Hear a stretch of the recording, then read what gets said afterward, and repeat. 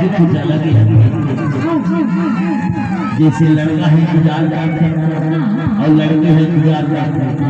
ओ बारी, ओ कोला, ओ जंगल, ओ झाड़ी, माँ कसम करके की हो तो गुलाब के याद ये बात पर है। एक नहीं कर गई तो करने वाला तो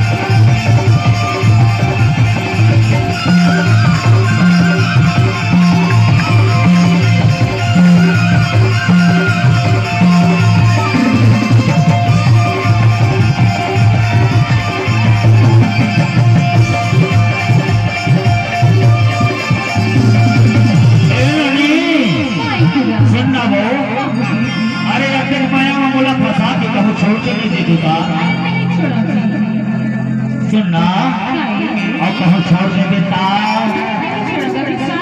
अरे आजकल के जमाना मन में ना तेरे मन है ज्यादा बेवफा नहीं करते गोरी। एक दिल का कथो छोड़ देना।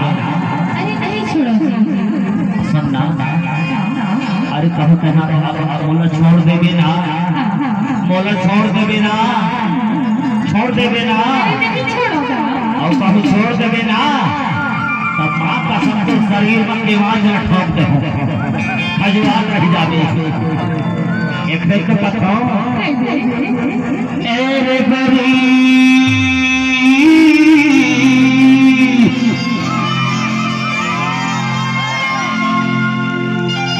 ए बरी धनिया डोली कोई बरन तोड़ बोली तो किन सीरी तोड़ी